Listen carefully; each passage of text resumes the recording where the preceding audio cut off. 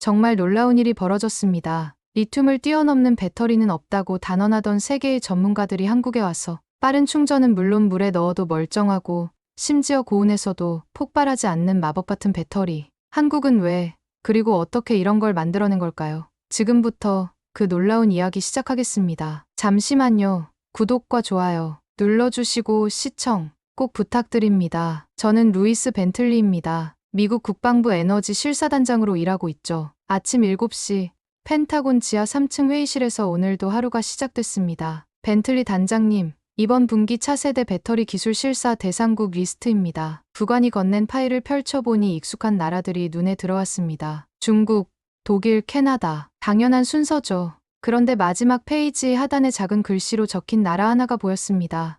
한국, 저도 모르게 중얼거렸습니다. 부관이 어색하게 웃으며 설명했죠. 상부에서 추가 지시가 내려왔습니다. 형식적으로라도 확인해보라고 하네요. 형식적으로. 그 말이 모든 걸 설명해줍니다. 저는 지난 15년간 전 세계 에너지 기술을 평가해왔습니다. 한국은 항상 애매한 위치에 있었어요. 뛰어나지도 뒤처지지도 않는 그런 나라. 삼성이나 LG 같은 회사들이 스마트폰 배터리는 잘 만들지만 차세대 대용량 저장 시스템에서는 중국이나 독일에 한참 뒤처져 있다고 생각했거든요. 회의실에 모인 실사팀 8명을 바라봤습니다. 모두 각 분야 최고 전문가들이죠. 화학 배터리 전문가인 마이클 박사, 에너지 저장 시스템 분석가인 사라 윌슨, 그리고 군사 기술 평가관들까지. 자, 이번 실사 일정을 발표하겠습니다. 저는 칠판에 일정표를 그려가며 설명했습니다. 1주차는 중국 베이징과 선전, CATL과 BYD의 최신 리튬인 산철 배터리 기술을 점검합니다. 2주차는 독일 프랑크푸르트와 미넨, BMW와 폭스바겐의 고체 배터리 개발 현황을 확인하죠. 3주차는 캐나다 토론토, 테슬라와 파나소닉의 합작 연구소를 둘러볼 예정입니다. 팀원들이 고개를 끄덕이며 메모했습니다. 그리고 마지막에 덧붙였죠. 그리고 4주차, 잠깐 멈췄습니다. 솔직히 말하면 내키지 않았거든요. 4주차에는 한국 서울을 방문합니다. 한국 배터리 연구소라고 하네요. 마이클 박사가 의아한 표정을 지었습니다. 한국에도 우리가 관심 가질 만한 기술이 있나요? 글쎄요. 상부 지시니까 일단 가봐야죠. 저도 확신이 없었습니다. 사실 한국 방문은 거의 관광 수준으로 생각하고 있었어요. 아시아 출장 김에 들르는 정도로 말이죠. 사라 윌슨이 자료를 뒤적이며 말했습니다. 한국 배터리 연구소에서 최근 수계 배터리 관련 논문을 몇 편 발표했다고 하네요. 하지만 상용화 단계는 아닌 것 같습니다. 수계 배터리? 저는 코웃음을 쳤습니다. 수계 배터리는 1980년대부터 연구되던 기술이에요. 물을 기반으로 한 전해질을 사용하는 배터리죠. 안전하다는 장점이 있지만 에너지 밀도가 낮아서 실용성이 떨어진다는 게 정설이었습니다. 중국도 수계 배터리 연구하고 있지만 아직 상용화 수준은 아니잖아요. 한국이 중국보다 앞서 있을 리는. 말을 마치지 못했습니다. 혹시 모르니까요. 하지만 속으로는 이미 결론을 내리고 있었죠. 회의가 끝나고 사무실로 돌아가는 길에 동료와 마주쳤습니다. 국방부 기술개발본부의 제임스 콜린스 부본부장이었어요. 벤틀리, 이번에 또 해외 출장 간다며? 네, 배터리 기술 실사차 다녀올 예정입니다. 어디 가는데? 중국, 독일, 캐나다, 그리고 한국도요. 제임스가 어이없다는 표정을 지었습니다. 한국, 거기서 뭘 보려고? 저도 잘 모르겠습니다. 상부 지시라서요. 시간 낭비 아닌가? 한국이 우리보다 앞선 배터리 기술을 가지고 있을 리 없잖아. 그의 말에 저도 동의했습니다. 한국은 우리 실사 목록에서 가장 우선순위가 낮은 나라였어요. 사실 안 가도 될 것 같았지만 상부에서 지시한 이상 형식적으로라도 다녀와야 했습니다. 일정표를 다시 보니 한국 방문이 가장 마지막에 배치되어 있었습니다. 어차피 한국에서는 별로 볼 게 없을 테니까 여유롭게 다녀오자. 그렇게 생각하며 잠자리에 들었습니다. 하지만 4주 후 제가 얼마나 큰 오판을 했는지 깨닫게 될 줄은 몰랐죠. 3주간의 실사를 마치고 드디어 한국에 도착했습니다. 인천국제공항에서 서울 시내로 향하는 길, 창밖 풍경을 보며 생각에 잠겼어요. 중국에서는 압도적인 생산 규모를 봤고 독일에서는 정교한 기술력을 확인했습니다. 캐나다에서는 실용적인 상용화 모델을 살펴봤죠. 한국에서는 뭘 보게 될까? 솔직히 큰 기대는 없었습니다. 앞서 본 세 나라의 기술 수준이 워낙 높았거든요. 한국은 그저 마지막 일정을 소화하는 정도로 생각하고 있었어요. 호텔에서 하룻밤을 보내고 다음 날 아침 한국 배터리 연구소로 향했습니다. 서울 외곽, 생각보다 한적한 곳에 연구소가 있었어요. 건물 외관은 투박했습니다. 독일의 첨단 연구소나 중국의 거대한 시설과는 달랐죠. 이게 한국의 최고 배터리 연구소라고? 마이클 박사가 의아한 표정으로 중얼거렸습니다. 저도 같은 생각이었어요. 건물 규모도 작고 외관도 그리 인상적이지 않았습니다. 연구소 입구에서 우리를 맞이한 사람은 윤지은 박사였습니다. 40대 중반으로 보이는 여성이었는데 차분하면서도 자신감 있는 분위기였어요. 멀리서 오시느라 고생하셨습니다. 한국배터리연구소 수계배터리 팀장 윤지은입니다. 루이스 벤틀리입니다. 미국 국방부 에너지 실사단장이죠. 악수를 나누며 서로 인사했습니다. 윤지은 박사의 눈빛이 인상적이었어요. 무언가 확신에 찬 느낌이었습니다. 연구소 내부를 안내해드리겠습니다. 건물 안으로 들어서자 분위기가 완전히 바뀌었습니다. 외관과는 정반대였어요. 복도는 조용하고 깔끔했습니다. 연구원들이 집중해서 일하는 모습이 보였죠. 독일의 연구소처럼 정교하고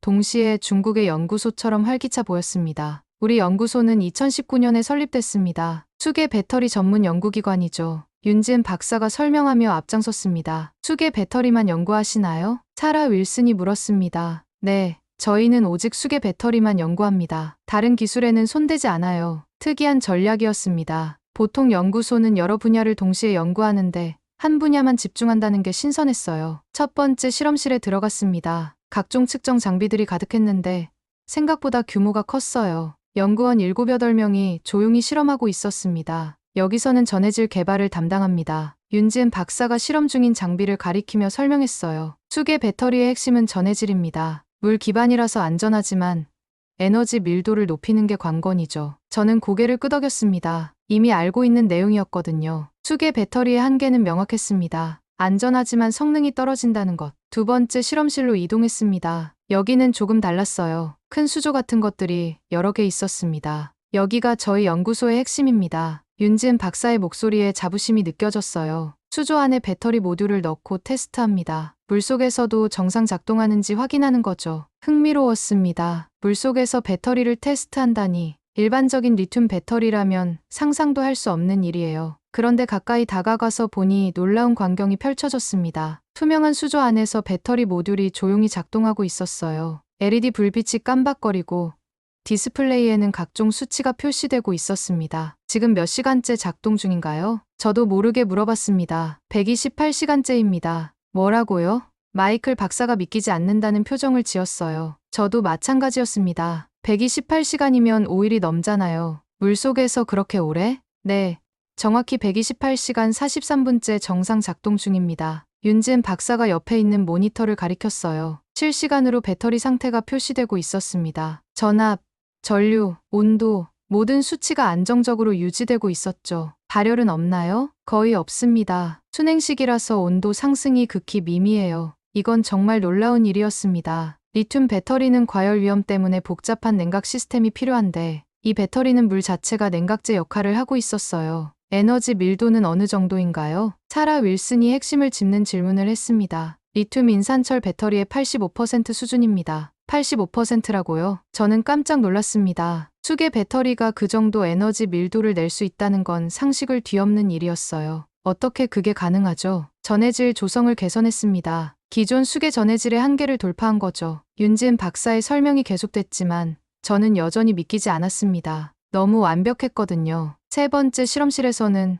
더 큰 모듈을 봤습니다. 냉장고 크기의 배터리 시스템이 여러 대 있었어요. 모두 정상 작동하고 있었습니다. 이건 실제 적용 모델입니다. 병원이나 데이터 센터에서 사용할 수 있는 크기죠. 출력은 어느 정도인가요? 50kW급입니다. 중간 규모 병원의 하루 전력을 감당할 수 있어요. 숫자가 현실적이었습니다. 너무 과장되지도 않고 그렇다고 초라하지도 않았어요. 실용적인 수준이었죠. 충전 시간은 80% 충전까지 3시간 정도입니다. 수명은 5000 사이클 이상 보장합니다. 모든 스펙이 훌륭했습니다. 기존 리튬 배터리와 비교해도 떨어지지 않는 성능이었어요. 오히려 안전성 면에서는 훨씬 우수했습니다. 실험실 투어를 마치고 회의실로 이동했습니다. 제 머릿속은 복잡했어요. 예상과 완전히 달랐거든요. 한국에서 이런 기술을 개발하고 있을 줄은 꿈에도 생각하지 못했습니다. 질문이 있으시면 편하게 해주세요. 윤지은 박사가 차를 따라주며 말했습니다. 솔직히 놀랐습니다. 이 정도 기술이라면 이미 상용화해도 될 텐데 왜 아직? 상용화는 이미 시작했습니다. 네?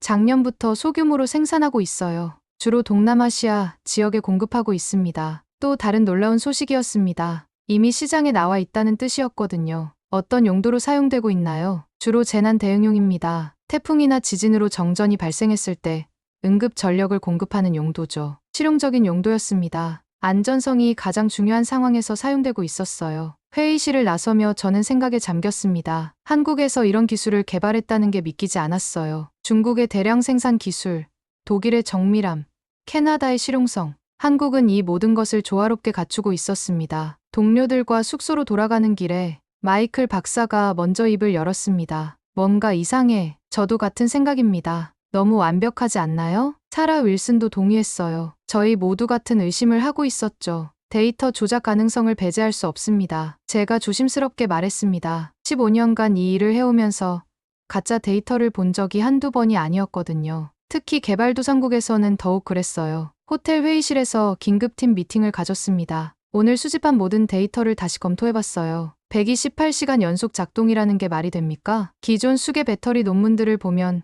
최대 72시간 정도가 한계였는데 마이클 박사가 자료를 뒤적이며 말했습니다. 에너지 밀도도 의심스럽습니다. 수계 배터리가 리튬인 산철의 85%까지 낼 수 있다는 건 이론적으로 불가능에 가까워요. 팀원들 모두 회의적이었습니다. 저도 마찬가지였어요. 너무 갑작스럽게 나타난 기술이었거든요. 내일 다시 가서 더 자세히 확인해 봅시다. 실제 테스트 과정을 처음부터 끝까지 지켜보는 거죠. 다음 날 아침, 저희는 다시 한국 배터리 연구소를 찾았습니다. 윤지은 박사가 반갑게 맞아주었어요. 어제 못다 한 질문들이 있으시다고 들었습니다. 네, 몇 가지 확인하고 싶은 게 있어서요. 저는 솔직하게 말했습니다. 시험 과정을 처음부터 직접 보고 싶습니다. 데이터 기록 방식도 확인하고 싶고요. 윤지은 박사는 전혀 당황하지 않았습니다. 오히려 당연하다는 표정이었어요. 물론입니다. 투명성이 저희 원칙이거든요. 첫 번째로 데이터 기록 시스템을 확인했습니다. 모든 실험 데이터가 자동으로 기록되고 있었어요. 조작할 수 없는 시스템이었습니다. 이 시스템은 언제부터 사용하셨나요? 2021년부터입니다.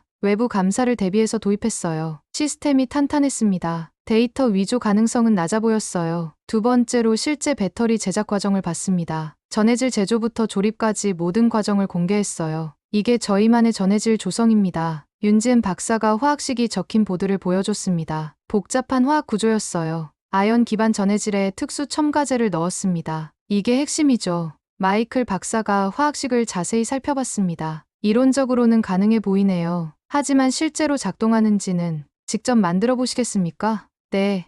제가 직접요? 배터리를 직접 제작해보세요. 저희가 안내해 드릴게요. 예상치 못한 제안이었습니다. 보통 연구소에서는 핵심 공정을 외부인에게 공개하지 않거든요. 3시간에 걸쳐 배터리 제작 과정에 참여했습니다. 전해질 조합부터 전극 조립까지 모든 과정이 투명하게 공개됐어요. 이제 테스트해 보시죠. 제작한 배터리를 수조에 넣었습니다. 그리고 전원을 연결했어요. 정말로 작동하기 시작했습니다. 믿기지 않네요. 사라 윌슨이 감탄했습니다. 직접 만든 배터리가 물속에서 정상 작동하고 있었거든요. 더 강력한 테스트를 해보겠습니다. 윤지은 박사가 말했습니다. 비상 화재 상황을 가정한 테스트입니다. 별도의 실험실로 이동했습니다. 방화 시설이 완벽하게 갖춰진 곳이었어요. 리튬 배터리였다면 상상도 할 수 없는 테스트입니다. 윤지은 박사가 배터리 모듈 옆에 가스 버너를 설치했습니다. 천도 화염에 직접 노출시켜 보겠습니다. 위험하지 않나요? 저는 걱정됐습니다. 수계 배터리의 장점을 보여드리는 겁니다. 화염이 배터리를 직접 감쌌습니다. 저는 폭발이나 화재 확산을 예상했어요. 하지만 아무 일도 일어나지 않았습니다. 배터리는 여전히 정상 작동하고 있었어요. 온도 상승도 미미했습니다. 물이 열을 흡수해서 증발할 뿐이었죠. 이건 정말 말문이 막혔습니다.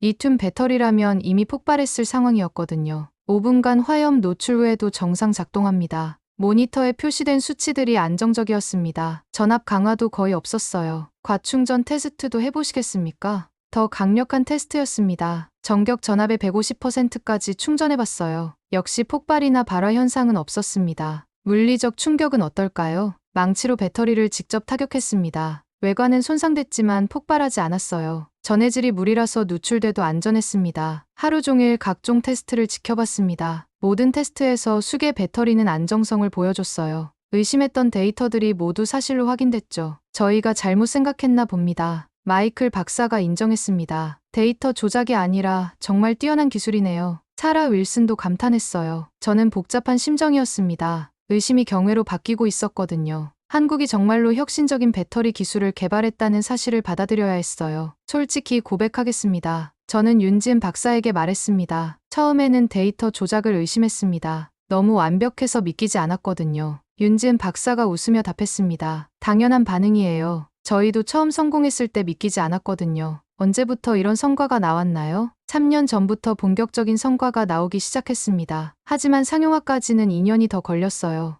꾸준한 연구의 결과였습니다. 하루아침에 이뤄진 성과가 아니었어요. 왜 이렇게 늦게 알려지게 됐을까요? 제가 궁금해서 물었습니다. 저희는 논문보다 실용화에 집중했습니다. 학계 발표보다는 실제 필요한 곳에 먼저 공급하려고 했거든요. 겸손한 태도였습니다. 자랑하기보다는 실용성을 우선시하는 모습이었어요. 실험실을 나서며 저는 팀원들과 눈을 마주쳤습니다. 모두 같은 생각이었죠. 한국의 기술력을 완전히 오판했다는 것. 이제 인정해야겠네요. 제가 말했습니다. 한국이 배터리 기술에서 우리보다 앞서 있다는 걸. 처음에는 시간 낭비라고 생각했던 한국 방문이 가장 중요한 일정으로 바뀌었습니다. 의심에서 시작해서 경외로 끝난 하루였어요. 내일은 더 깊이 있는 기술 논의를 해봅시다. 윤지은 박사가 제안했습니다. 연구 철학에 대해서도 이야기하고 싶어요. 저는 고개를 끄덕였습니다. 기술뿐만 아니라 그 뒤에 숨은 생각이 궁금해졌거든요. 한국이 어떤 마음으로 이런 기술을 개발했는지 알고 싶었습니다. 다음 날 아침,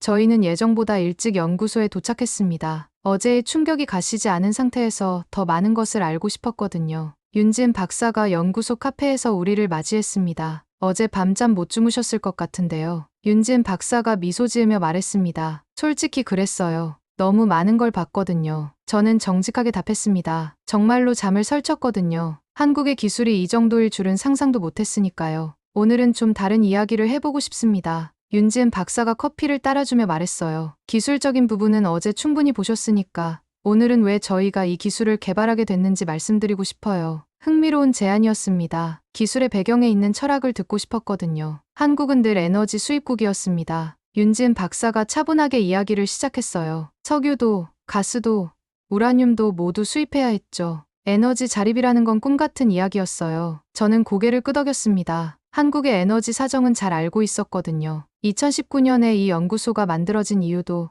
그 때문입니다. 에너지 안보를 위한 기술을 개발하려고 했어요. 에너지 안보요? 네. 우리만의 에너지 저장 기술이 있다면 적어도 비상시에는 자립할 수 있잖아요. 현실적인 관점이었습니다. 거창한 이상보다는 생존을 위한 기술이었던 거죠. 처음엔 리튬 배터리도 고려했습니다. 하지만 리튬도 결국 수입해야 하는 자원이더라고요. 그래서 수계 배터리를 선택하신 건가요? 물은 우리가 가진 자원이니까요. 바닷물도 사용할 수 있고 재활용도 가능하죠. 단순하지만 명확한 논리였습니다. 가장 풍부한 자원으로 에너지 저장 기술을 만들겠다는 발상. 하지만 연구 과정에서 생각이 바뀌었습니다. 윤지은 박사의 표정이 진지해졌어요. 2020년 초 코로나가 터졌을 때를 기억하세요? 물론 기억했습니다. 전 세계가 혼란에 빠졌던 시기였죠. 그때 대구에서 병원 정전 사고가 있었어요. 환자들이 위험에 처했죠. 그 뉴스를 보면서 깨달았습니다. 뭘 깨달으셨나요? 우리가 만드는 기술이 단순히 에너지 저장이 아니라 생명을 구하는 기술이라는 걸. 윤지은 박사의 목소리에 감정이 실렸습니다. 그 이후로 연구 방향이 완전히 바뀌었어요. 안전성을 최우선으로 두기 시작했죠. 그래서 물 기반 전해질을 고집하신 거군요. 맞습니다. 아무리 성능이 좋아도 폭발하거나 화재가 날 위험이 있다면 병원에서 사용할 수 없잖아요. 일리가 있었습니다. 의료시설에서는 안전성이 성능보다 중요했거든요. 실제로 어떤 곳에서 사용되고 있나요? 제가 궁금해서 물었습니다. 작년에 필리핀 태풍 피해 지역에 20세트를 보냈어요. 올해는 인도네시아 지진 피해 지역에 50세트를 지원했고요. 구체적인 숫자였습니다. 단순히 연구실 기술이 아니라 실제로 사람들을 돕고 있었던 거죠. 무료로 지원하신 건가요? 네. 재난 지역에는 무상으로 제공합니다. 저는 정말 궁금했습니다. 비즈니스 관점에서는 이해하기 어려운 결정이었거든요. 사람의 생명에는 값을 매길 수 없다고 생각해요. 윤지은 박사가 담담하게 답했습니다. 우리 기술로 한 사람이라도 더 살 수 있다면 그게 우리가 해야 할 일이라고 봅니다. 마이클 박사가 감동받은 표정으로 말했어요. 대단한 철학이네요. 하지만 연구소 운영은 어떻게 하시나요? 정부 지원금과 일부 상용 판매로 운영합니다. 큰 이익을 남기지는 않지만 연구는 계속할 수 있어요. 현실적이면서도 이상적인 모델이었습니다. 사라 윌슨이 핵심을 짚는 질문을 했습니다. 미국이나 다른 나라에서 이 기술을 사고 싶어 한다면 어떻게 하실 건가요? 윤지은 박사가 잠깐 생각하더니 답했습니다. 그냥 팔 수 있는 기술은 아닙니다. 어떤 의미인가요? 조건이 있어요. 저는 귀가 번쩍 뜨였습니다. 이게 핵심일 것 같았거든요. 어떤 조건인가요? 첫 번째, 군사 목적으로 사용하면 안 됩니다. 예상치 못한 조건이었습니다. 두 번째, 재난 지역 지원에 우선적으로 사용해야 합니다. 세 번째, 기술 독점은 안 됩니다. 필요한 나라에는 공유해야 해요. 파격적인 조건들이었습니다. 일반적인 기술 거래와는 완전히 달랐어요. 왜 그런 조건을 다시나요? 저는 솔직히 이해하기 어려웠습니다. 우린 무기를 만들지 않습니다. 사람을 살릴 뿐이죠. 윤지은 박사의 목소리에 확신이 있었습니다. 이 기술이 전쟁에 사용되거나 돈벌이 수단으로만 사용되는 건 원하지 않아요. 하지만 미국 국방부에서 관심을 가진다는 건 제가 조심스럽게 말을 꺼냈습니다. 국방부라고 해서 다 군사용은 아니잖아요. 재난 대응, 평화유지 활동에도 사용할 수 있고요. 일리가 있었습니다. 실제로 미군은 재난 구호 활동도 많이 하거든요. 만약 미국이 이 조건을 받아들인다면 기꺼이 협력하겠습니다. 함께 더 좋은 기술을 만들 수도 있고요. 공동 개발 말씀이신가요? 네, 저희만으로는 한계가 있어요. 미국의 자본과 기술력이 합쳐진다면 더 많은 사람을 도울 수 있겠죠. 실용적인 접근이었습니다. 이상만 추구하는 게 아니라 현실도 고려하고 있었어요. 오후에는 다른 실험실들도 둘러봤습니다. 배터리 재활용 연구실, 성능 최적화 연구실, 그리고 현장 적용 연구실까지. 재활용률이 95% 이상입니다. 재활용 연구실에서 만난 박사가 설명했어요. 물 기반이라서 재활용이 쉬워요. 환경에도 거의 무해하고요. 폐기물은 어떻게 처리하나요? 대부분 물로 돌아가고 전극 소재는 재사용할 수 있어요. 친환경적인 측면도 뛰어났습니다. 현장 적용 연구실에서는 실제 사용 사례들을 봤습니다. 동남아시아 여러 나라에서 보내온 사진과 감사 편지들이 벽에 붙어 있었어요. 이게 필리핀 병원에서 보낸 사진입니다. 한 연구원이 사진을 보여줬어요. 정전된 도시에서 한 병원만 불이 켜져 있는 모습이었습니다. 우리 배터리 덕분에 수술을 계속할 수 있었다고 하네요. 감동적인 이야기였습니다. 기술이 실제로 생명을 구하고 있었던 거죠. 하루를 마치며 윤지은 박사와 마지막 대화를 나눴습니다. 오늘 정말 많은 걸 배웠습니다. 제가 진심으로 말했어요. 기술뿐만 아니라 철학도요. 한국적인 사고방식일 수도 있어요. 윤지은 박사가 겸손하게 답했습니다. 우리는 작은 나라라서 늘 협력해야 살아남을 수 있었거든요. 혼자서는 할 수 있는 게 많지 않아요. 하지만 이번에는 세계를 리드할 수 있는 기술을 만드셨잖아요. 그럴수록 더 조심해야 한다고 생각해요. 기술의 힘을 잘못 사용하면 큰 문제가 될 수 있으니까. 책임감 있는 태도였습니다. 연구소를 떠나며 저는 많은 생각에 잠겼습니다. 한국의 기술력도 놀라웠지만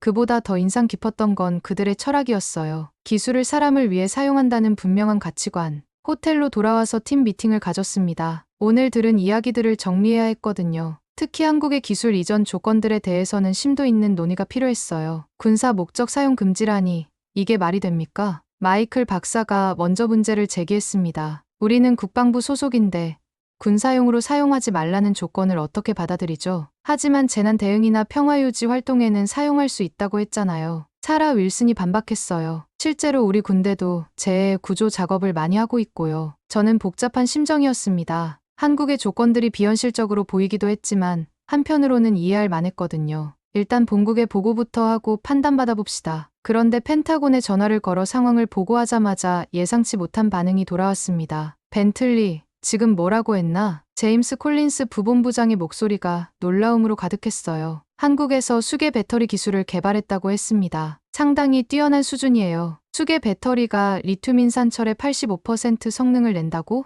네, 직접 확인했습니다. 데이터 조작 가능성도 배제했고요. 전화기 너머로 소란스러운 소리가 들렸습니다. 여러 사람이 모여서 급히 논의하는 것 같았어요. 벤틀리, 잠깐만 기다려. 5분 후 다시 전화가 왔습니다. 이번에는 더 높은 급의 목소리였어요. 벤틀리 단장, 국방부 차관보 로버트 헤이즈입니다. 깜짝 놀랐습니다. 차관보가 직접 전화를 하다니. 지금 한국에서 보고한 내용이 사실입니까? 네, 확실합니다. 팀원들도 모두 확인했고요. 즉시 상세 보고서를 작성해서 보내주십시오. 내일 아침까지요. 알겠습니다. 전화를 끊고 나니 팀원들이 걱정스러운 표정을 지었어요. 상부에서 뭐라고 하던가요? 상당히 놀라는 것 같아요. 차관보가 직접 전화했거든요. 밤늦게까지 보고서를 작성했습니다. 기술적 세부사항부터 한국의 조건들까지 모든 것을 담았어요. 다음 날 아침 다시 연구소를 방문했습니다. 몇 가지 추가로 확인하고 싶은 게 있었거든요. 특히 다른 나라들과의 경쟁 관계에 대해서요. 중국이나 독일에서는 연락이 없었나요? 제가 윤진 박사에게 물었습니다. 물론 있었죠.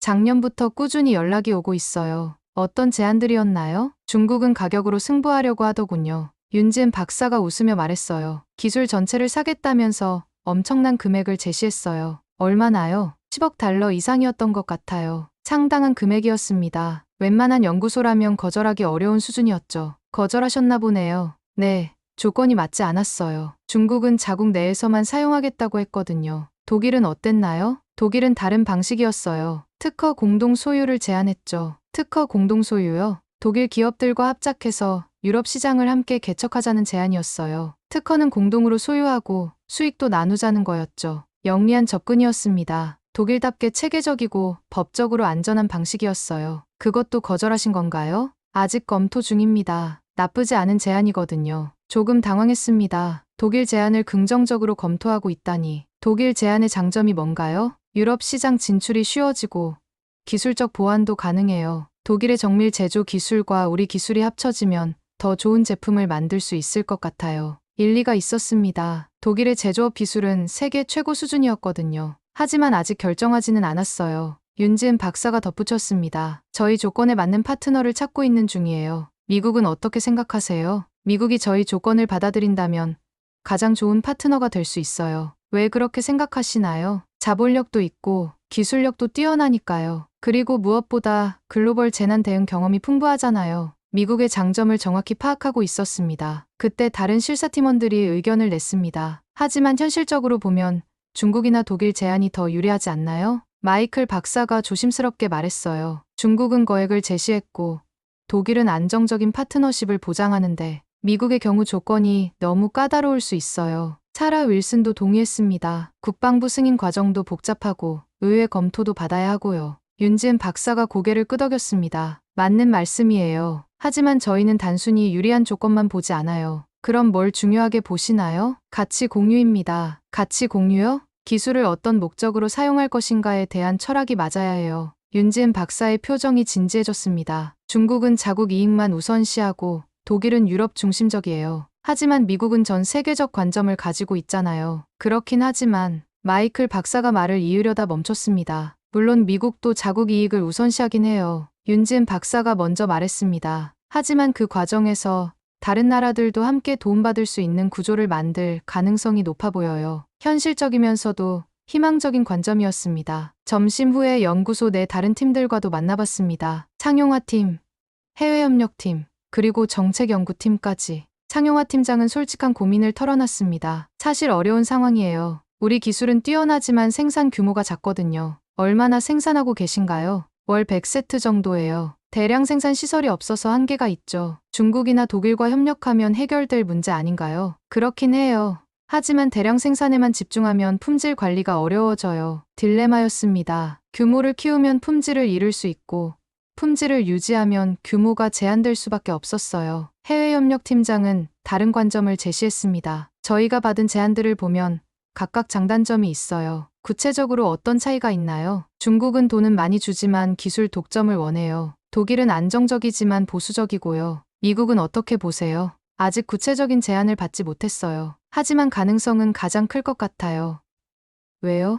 미국은 자본도 있고 기술도 있고 무엇보다 글로벌 네트워크가 강하거든요. 타당한 분석이었습니다. 정책연구팀에서는 더 깊은 이야기를 들을 수 있었습니다. 사실 정부에서도 고민이 많아요. 정책연구팀장이 솔직하게 말했습니다. 이 기술이 한국의 국가 경쟁력에 미칠 영향이 크거든요. 어떤 영향을 예상하고 계신가요? 잘 활용하면 에너지 강국이 될 수 있어요. 하지만 잘못 판단하면 기술만 빼앗기고 끝날 수도 있고요. 신중한 접근이 필요한 상황이었습니다. 그래서 파트너 선택이 중요해요. 단순히 돈을 많이 주는 곳이 아니라 함께 성장할 수 있는 파트너를 찾아야 해요. 오후 늦게 윤진 박사와 마지막 대화를 나눴습니다. 오늘 여러 팀 이야기를 들어보니 상황이 복잡하네요. 맞아요. 쉽지 않은 결정이에요. 만약 미국이 조건을 받아들인다면 언제쯤 협력이 가능할까요? 내년 상반기쯤이면 가능할 것 같아요. 하지만 그 전에 구체적인 협력 방안을 정해야겠죠. 어떤 형태의 협력을 원하시나요? 공동연구소 설립이 가장 이상적이에요. 한국과 미국에 각각 연구소를 두고 연구 성과는 공유하는 방식으로요. 구체적인 계획이 있었습니다. 그러면 기술 이전이 아니라 공동 개발인 셈이네요. 네. 저희는 기술을 파는 게 아니라 함께 발전시키고 싶어요. 연구소를 떠나면서 저는 많은 생각을 했습니다. 한국이 단순히 기술을 파는 게 아니라 파트너를 찾고 있다는 걸 깨달았거든요. 그리고 그 파트너의 조건이 생각보다 까다롭다는 것도. 한국에서 미국으로 돌아가는 비행기 안에서 저는 상세한 보고서를 작성했습니다. 이번 실사에서 가장 중요한 발견이었거든요. 15시간의 비행시간 동안 모든 내용을 정리했어요. 워싱턴에 도착하자마자 펜타곤으로 직행했습니다. 평소보다 분위기가 어수선했어요. 제가 보낸 예비 보고서 때문에 상부가 발칵 뒤집혔다는 소식을 들었거든요. 벤틀리 단장, 즉시 브리핑실로 오십시오. 부관이 다급하게 말했습니다. 브리핑실에는 예상보다 많은 사람들이 모여 있었어요. 차관보, 기술개발본부장, 에너지정책 담당관, 그리고 NSC 관계자까지. 앉으십시오. 즉시 보고해주세요. 로버트 헤이즈 차관보가 엄숙한 표정으로 말했습니다. 한국 수계 배터리 기술에 대한 실사 결과를 보고드리겠습니다. 저는 준비한 자료를 펼치며 시작했어요. 결론부터 말씀드리면 한국의 수계 배터리 기술은 우리가 예상했던 것보다 훨씬 앞선 수준입니다. 브리핑실이 조용해졌습니다. 모든 시선이 저에게 집중됐어요. 구체적인 성능 수치를 말씀해 주십시오. 에너지 밀도는 리튬인 산철 배터리의 85% 수준, 연속 작동 시간은 128시간 이상, 사이클 수명은 5,000회 이상입니다. 정말입니까? 기술개발본부장이 믿기지 않는다는 표정을 지었어요. 직접 확인했습니다. 데이터 조작 가능성도 배제했고 실제 제작 과정에도 참여했습니다. 안전성은 어떤가요? NSC 관계자가 물었습니다. 천도 화염에 직접 노출해도 폭발하지 않습니다. 물리적 충격에도 안전하고 과충전 상황에서도 발화하지 않아요. 이건 혁명적인 기술이군요. 에너지 정책 담당관이 감탄했습니다. 맞습니다. 기존 배터리 기술의 패러다임을 바꿀 수 있는 수준이에요. 저는 확신을 가지고 답했습니다. 그런데 왜 지금까지 우리가 몰랐던 겁니까? 차관보가 날카롭게 물었어요. 한국이 의도적으로 낮은 프로필을 유지했습니다. 논문 발표보다는 실용화에 집중했고 상용화도 동남아시아 재난 지역 위주로 진행했거든요. 우리 정보기관에서도 파악하지 못했다는 건가요? 기술적 세부사항까지는 파악하기 어려웠을 것 같습니다. 한국도 핵심 기술은 철저히 보호하고 있거든요. 브리핑이 계속되면서 분위기가 점점 긴장됐습니다. 이 기술의 군사적 활용 가능성은 어떻게 평가하십니까? NSC 관계자가 핵심을 짚었습니다. 엄청납니다. 잠수함용 배터리, 무인기 전력 시스템, 전방 기지 에너지 저장 장치 등 활용 범위가 무궁무진해요. 특히 잠수함에서의 활용 가능성이 높아 보입니다. 기술개발본부장이 덧붙였어요. 수중에서도 안전하게 작동할 수 있다는 건 엄청난 장점이거든요. 그런데 문제가 하나 있습니다. 저는 조심스럽게 말을 꺼냈습니다. 무슨 문제인가요? 한국이 기술 이전에 조건을 걸었습니다. 브리핑실의 분위기가 차갑게 변했어요. 어떤 조건들인가요? 차관보가 낮은 목소리로 물었습니다. 첫째, 군사 목적 사용 금지. 둘째, 재난 지역 지원 우선 사용. 셋째, 기술 독점 금지입니다. 말도 안 되는 조건들이군요. NSC 관계자가 즉각 반발했어요. 우리가 국방부인데 군사 목적 사용을 금지한다니. 하지만 재난 대응이나 평화 유지 활동에는 사용할 수 있다고 했습니다. 저는 한국 측 입장을 설명했어요. 실제로 우리 군대도 재해 구조나 인도주의적 활동을 많이 하고 있고요. 그건 부차적인 역할이고 우리의 주요 임무는 국방입니다. 기술개발본부장이 단호하게 말했습니다. 이 조건들을 받아들일 수는 없어요. 그럼 기술 도입을 포기하시겠다는 건가요? 저는 궁금했습니다. 포기할 수는 없죠. 이건 전략무기급 기술이에요. 차관보가 심각한 표정을 지었습니다. 다른 방법을 찾아야 합니다. 어떤 방법을 말씀하시는 건가요? 일단 한국과 협상을 시도해봅시다. 조건을 완화할 수 있는지 확인해보고요. 만약 한국이 거부한다면요? 그때는 다른 대안을 검토해야겠죠. 불길한 예감이 들었습니다. 다른 대안이라는 게 무엇을 의미하는지 대충 짐작할 수 있었거든요. 차관보님, 한 가지 더 고려해야 할 사항이 있습니다. 저는 조심스럽게 말했어요. 무엇인가요? 중국과 독일도 이 기술에 관심을 보이고 있습니다. 특히 중국은 10억 달러 이상을 제시했다고 해요. 브리핑실이 술렁거렸습니다. 10억 달러라고요? 네, 기술 전체를 사겠다고 제안했답니다. 그럼 한국이 중국에 기술을 넘길 가능성도 있다는 건가요? 차관보의 목소리에 긴장감이 돌았어요. 가능성은 낮아 보입니다. 한국이 중국의 제안을 거절했거든요. 왜 거절했나요? 조건이 맞지 않았다고 합니다. 중국은 자국 내에서만 사용하겠다고 했는데 한국은 글로벌 공유를 원하고 있어요. 독일은 어떤가요? 독일은 특허 공동 소유를 제안했습니다. 아직 검토 중이라고 하네요. 상황이 복잡해지고 있었습니다. 그럼 우리가 서둘러야겠군요. 차관보가 결론을 내렸습니다. 이런 전략적 기술을 중국이나 독일에 뺏길 수는 없어요. 어떻게 하시겠습니까? 일단 국무부와 협의해서 공식 협상을 시작합시다. 동시에 다른 옵션들도 검토해보고요. 브리핑이 끝나고 저는 사무실로 돌아갔습니다. 마음이 복잡했어요. 한국의 기술이 뛰어나다는 건 좋은 일이었지만 그로 인해 복잡한 상황이 벌어지고 있었거든요. 다음 날 아침 놀라운 소식을 들었습니다. 벤틀리, 큰일 났어. 제임스 콜린스가 급하게 달려왔어요. 무슨 일인가요? CIA에서 긴급 보고서가 올라왔어. 중국이 한국 연구소 주변에 정찰팀을 파견했다는 거야. 정찰팀이요? 기술 정보 수집이 목적인 것 같아. 그리고 독일도 비슷한 움직임을 보이고 있다고 해. 상황이 심각해지고 있었습니다. 그럼 우리도 대응해야겠네요. 이미 상부에서 지시가 내려왔어. 한국과의 협상을 최우선으로 추진하라고. 조건은 어떻게 하라고 했나요? 일단 한국 조건을 수용하는 방향으로 가되 세부 사항은 협상 과정에서 조정하라고 했어. 현실적인 접근이었습니다. 그날 오후 한국 대사관에 연락을 넣었습니다. 공식 협상 채널을 열어달라는 요청이었어요. 한국 배터리 연구소와의 기술 협력 논의를 원합니다. 어떤 수준의 협력을 말씀하시는 건가요? 한국 대사관 과학기술 담당관이 물었습니다. 포괄적 협력을 고려하고 있습니다. 공동 연구소 설립까지도 검토 중이에요. 상당히 적극적인 제안이네요. 본국에 전달해 보겠습니다. 2주 후 한국 정부로부터 공식 답변이 왔습니다. 협력에 원칙적으로 동의한다. 다만 세부 조건은 협상을 통해 정하자. 긍정적인 신호였습니다. 언제쯤 협상단을 파견할 수 있나요? 다음 달 중에 가능할 것 같습니다. 드디어 본격적인 협상이 시작될 예정이었습니다. 하지만 동시에 중국과 독일도 움직이고 있다는 정보가 계속 들어왔어요. 이제 시간과의 싸움이군요. 저는 혼자 중얼거렸습니다. 한국의 혁신적인 기술을 두고 벌어지는 국제적 경쟁이 본격화되고 있었어요.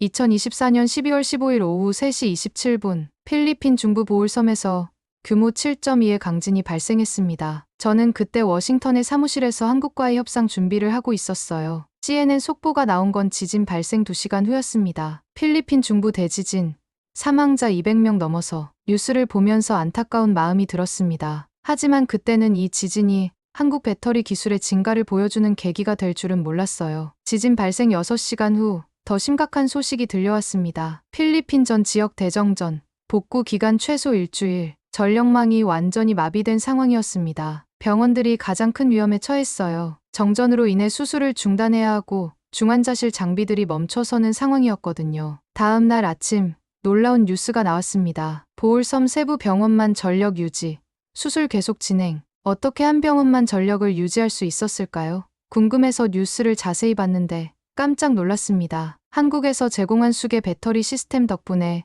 정전 상황에서도 정상 운영. 한국 배터리였습니다. 제가 2달 전에 직접 본 그 기술이었어요. CNN 기자가 현장에서 생중계를 하고 있었습니다. 제 뒤에 보이는 세부종합병원은 이 지역에서 유일하게 전력을 유지하고 있는 의료시설입니다. 다른 모든 병원이 정전으로 마비된 상황에서도 이곳만은 정상 운영되고 있어요. 카메라가 병원 내부를 비췄습니다. 수술실 불빛이 환하게 켜져 있었고 의료진들이 바쁘게 움직이고 있었어요. 다른 지역이 완전히 어둠에 잠긴 상황과 대조적이었습니다. 이 병원이 전력을 유지할 수 있는 비결은 바로 이것입니다. 기자가 지하실로 내려갔습니다. 거기에는 냉장고만 한 배터리 시스템이 조용히 작동하고 있었어요. 제가 한국에서 본 바로 그 시스템이었습니다. 한국 배터리 연구소에서 6개월 전에 기증한 수계 배터리 시스템입니다. 59의 용량으로 병원 전체 전력을 3일간 공급할 수 있다고 합니다. 병원장이 인터뷰에 나왔습니다. 이 배터리 시스템이 없었다면 많은 환자들이 위험에 처했을 겁니다. 지금도 수술실 3개가 동시에 가동되고 있어요. 감동적인 장면이었습니다. 한국 기술이 실제로 사람들의 생명을 구하고 있었거든요. 저는 즉시 윤지은 박사에게 연락했습니다. 박사님, CNN 뉴스 보셨나요? 네, 저희도 확인했습니다. 정말 다행이에요. 윤지은 박사의 목소리에 안도감이 느껴졌습니다. 언제 그 병원에 배터리를 설치하신 건가요? 올해 6월이었어요. 필리핀 정부에서 태풍 대비용으로 요청해서 10개 병원에 설치했거든요. 10개 병원이요? 네. 하지만 이번 지진으로 9개 병원의 배터리 시스템도 손상을 입었어요. 세부 병원만 살아남은 거죠. 그래도 한 곳이라도 작동해서 다행입니다. 맞아요. 한 사람이라도 더 살릴 수 있다면 저희 기술의 존재에 의미가 있는 거라고 생각해요. 그날 오후 더 자세한 후속 보도가 나왔습니다. CNN이 특별 다큐멘터리를 제작한다고 했어요. 한국, 사람을 살리는 기술을 만들다. 제목부터 인상적이었습니다. 다큐멘터리 제작진이 한국 배터리 연구소까지 찾아가서 인터뷰를 했더군요. 윤지은 박사가 화면에 나와서 설명하고 있었습니다. 저희는 처음부터 재난 상황을 염두에 두고 기술을 개발했습니다. 안전성이 가장 중요한 요소였어요. 왜 무료로 지원하시는 건가요? 기자가 물었습니다. 기술은 사람을 위해 존재한다고 생각합니다. 돈벌이 수단이기 전에 사람을 돕는 도구여야 해요. 진정성이 느껴지는 답변이었습니다. 다큐멘터리에서는 다른 지원 사례들도 소개했습니다. 인도네시아 지진 피해 지역, 방글라데시 홍수 피해 지역, 베트남 태풍 피해 지역까지 모두 한국의 수계 배터리가 설치된 곳들이었어요. 지난 2년간 총 2,000세트 이상을 동남아시아 재난 지역에 무상 기부했습니다. 놀라운 숫자였습니다. 2,000세트면 상당한 규모였거든요. 각 세트당 가격이 얼마 정도인가요? 상용 가격으로는 10만 달러 정도입니다. 그럼 2억 달러 상당을 무료로 지원하신 건가요? 돈으로 계산하면 그렇겠죠. 하지만 저희는 가격보다는 효과를 중요하게 생각해요. 윤지은 박사가 겸손하게 답했습니다. 이 다큐멘터리가 방영되고 나서 미국 내 반응이 폭발적이었습니다. 소셜미디어에서는 한국의 기술과 철학을 칭찬하는 댓글들이 쏟아졌어요. 이게 진짜 기술 선진국의 모습이다. 돈보다 생명을 우선시하는 기술. 한국이 이런 나라였구나. 여론의 변화가 눈에 띄었습니다. 한국에 대한 인식이 완전히 바뀌고 있었어요. 펜타곤 내부에서도 반응이 뜨거웠습니다. 벤틀리, 이 다큐멘터리 봤나? 제임스 콜린스가 흥분해서 달려왔어요. 네, 봤습니다. 정말 인상적이더라고요. 이제 상황이 완전히 달라졌어. 한국이 단순한 기술 보유국이 아니라 인도주의적 리더로 인식되기 시작했거든. 맞는 말이었습니다. 여론의 지지를 받는 한국과의 협력은 이제 선택이 아니라 필수가 됐어요. 상부에서도 방침을 바꿨어. 어떻게요? 한국의 조건을 최대한 수용하는 방향으로 가라고 했어. 여론의 압력이 상당하거든. 며칠 후 백악관에서도 움직임이 있었습니다. 대통령이 직접 한국 대통령에게 전화를 걸어서 배터리 기술 협력 의지를 표명했다는 소식이 들려왔어요. 한국의 인도주의적 기술에 깊은 감명을 받았다. 미국도 이런 기술을 통해 세계 평화에 기여하고 싶다. 공식 성명도 발표됐습니다. 중국과 독일의 반응도 흥미로웠습니다. 갑자기 그들도 인도주의적 관점을 강조하기 시작했거든요. 중국은 1대1로 재난구호 프로젝트를 발표했고 독일은 유럽 재난 대응 이니셔티브를 내놨어요. 모두 한국 기술에 관심을 표명하는 내용이었습니다. 하지만 여론은 이미 한국 쪽으로 기울어져 있었어요. 진정성의 차이가 너무 명확했거든요. 이제 경쟁이 아니라 협력의 시대가 온 것 같네요. 저는 동료에게 말했습니다. 한국이 게임의 룰을 바꿔버렸어요. 기술을 무기가 아닌 평화의 도구로 만들어버린 거죠. 필리핀 지진은 한국 기술의 진가를 전 세계에 알리는 계기가 됐습니다. 그리고 저희가 그동안 무시했던 나라가 실제로는 얼마나 앞서 있었는지 깨닫게 해준 사건이었어요. 필리핀 지진 사건 이후 6개월이 흘렀습니다. 2025년 6월, 드디어 한국과 미국 간의 정식 협력 협정이 체결됐어요. 저는 다시 한국을 찾아가게 됐습니다. 이번에는 실사단장이 아니라 공동연구소 설립 준비단장으로서 말이죠. 인천공항에 내리면서 6개월 전과는 완전히 다른 기분이었습니다. 그때는 한국을 무시하고 있었는데 이제는 오히려 배우러 오는 입장이 됐거든요. 한국 배터리 연구소에 도착하니 분위기가 많이 바뀌어 있었습니다. 건물이 확장됐고 연구원 수도 늘어났어요. 무엇보다 방문객들이 많아졌습니다. 벤틀리 단장님, 다시 오신 걸 환영합니다. 윤지은 박사가 반갑게 맞아주었어요. 6개월 전과 똑같은 미소였지만 이제는 제가 보는 눈이 달랐습니다. 박사님, 많이 바뀌었네요. 필리핀 사건 이후로 전 세계에서 연락이 오고 있어요. 좋은 일이지만 한편으로는 부담스럽기도 해요. 겸손한 모습이 여전했습니다. 오늘은 공동연구소 부지를 보러 가시겠다고 하셨죠? 네, 서울에 설립할 예정인 한미 배터리 공동연구소 말입니다. 협정에 따라 서울과 캘리포니아에 각각 공동연구소를 설립하기로 했거든요. 연구 성과는 공유하고 상용화도 함께 진행하는 구조였습니다. 서울 강남구에 위치한 부지를 둘러봤습니다. 상당히 큰 규모였어요. 이곳에 5층 건물을 지을 예정입니다. 윤지은 박사가 설계도를 보여주며 설명했어요. 1층은 대용량 배터리 테스트 시설, 2층은 소재 연구실, 3층은 공동 개발실, 4층은 상용화 연구실, 5층은 국제협력센터로 사용할 계획이에요. 체계적인 계획이었습니다. 미국 연구진은 몇 명 정도 파견될 예정인가요? 초기에는 20명 정도, 본격 가동되면 50명까지 늘릴 예정입니다. 한국 연구진은요? 저희도 비슷한 규모로 참여할 계획이에요. 총 100명 규모의 연구소가 될 것 같습니다. 상당한 규모였습니다. 진정한 공동연구소가 되겠더군요. 연구 분야는 어떻게 나눌 건가요? 미국 팀은 주로 대용량화와 상용화를 담당하고 한국 팀은 안전성과 친환경성을 담당할 예정이에요. 각국의 강점을 살린 분업이었습니다.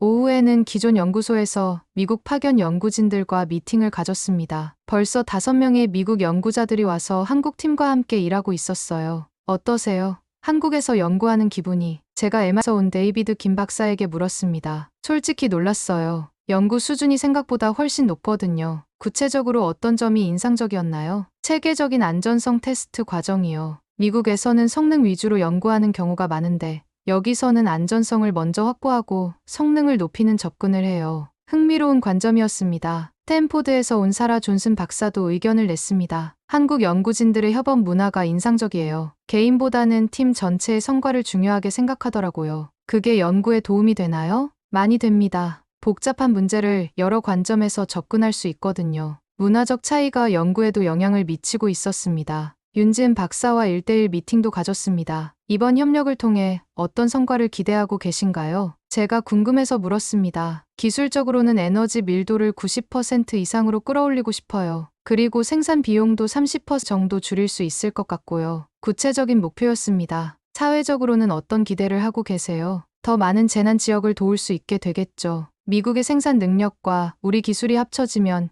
연간 1만 세트 이상 생산할 수 있을 거예요. 현재의 100배 규모였습니다. 가격도 낮아질 텐데 상용 시장에서도 경쟁력이 생기겠네요. 맞아요. 그러면 더 많은 사람들이 안전한 배터리 기술의 혜택을 받을 수 있어요. 항상 사람을 먼저 생각하는 모습이었습니다. 이틀째 되는 날, 캘리포니아에 설립될 공동연구소 계획을 논의했습니다. 화상회의로 실리콘밸리 현지팀과도 연결했어요. 부지는 확정됐나요? 윤지은 박사가 물었습니다. 네. 펠로알토 스탠포드 대학 근처로 정했습니다. 인재 영입에 유리한 위치죠. 시설 규모는 어떻게 되나요? 서울과 비슷한 수준으로 계획하고 있습니다. 다만 대량 생산 테스트 시설을 더 크게 만들 예정이에요. 언제쯤 완공될까요? 내년 상반기를 목표로 하고 있습니다. 빠른 속도였습니다. 오후에는 한국 연구진들과 기술 세미나를 가졌습니다. 6개월간 추가로 개발된 기술들을 보여주더군요. 이제 충전 시간을 2시간으로 단축했습니다. 한 연구원이 발표했어요. 어떻게 가능했나요? 전극 구조를 개선하고 전해질 농도를 최적화했어요. 성능 저하는 없나요? 오히려 약간 향상됐습니다. 에너지 밀도가 87%까지 올라갔어요. 지속적인 개선이 이루어지고 있었습니다. 또 다른 연구진은 환경 친화성을 더욱 높인 버전을 소개했어요. 이제 재활용률이 98%입니다. 거의 완전 재활용이 가능해졌어요. 폐기물은 물과 무해한 염류만 남습니다. 환경에 전혀 부담을 주지 않아요. 친환경 기술의 완성형에 가까웠습니다. 마지막 날, 윤지은 박사와 공식 협정서에 서명했습니다. 한미 배터리 공동연구소 설립을 위한 양해각서였어요. 이제 진짜 시작이네요. 제가 말했습니다. 오늘부터 우리는 파트너입니다. 파트너라는 말이 좋네요. 경쟁자가 아니라 협력자로서 함께 더 나은 기술을 만들어가는 거죠. 윤지은 박사가 미소 지었습니다. 벤틀리 단장님이 처음 오셨을 때를 생각하면 정말 많이 변했어요. 저도 그때를 생각하면 부끄럽습니다. 한국을 너무 과소평가했거든요. 이해해요. 저희도 처음에는 미국이 저희 기술에 관심이 없을 거라고 생각했어요. 이제는 서로를 제대로 알게 됐죠. 맞아요. 그리고 함께 더 큰 일을 할 수 있게 됐고요. 공항으로 가는 길에 저는 지난 1년을 돌아봤습니다. 한국을 무시하던 제가 이제는 한국에서 배우고 있었어요. 그리고 그것이 전혀 부끄럽지 않았습니다. 이젠 우리가 한국의 기술을 배워야 할 때다. 비행기에 오르면서 혼자 중얼거렸습니다. 오늘 사연도 전해드리게 되어 뿌듯했습니다. 세계에서 인정받는 대한민국의 국민이라서 자랑스럽습니다. 여러분은 어떠신지 댓글로 알려주세요. 감사합니다.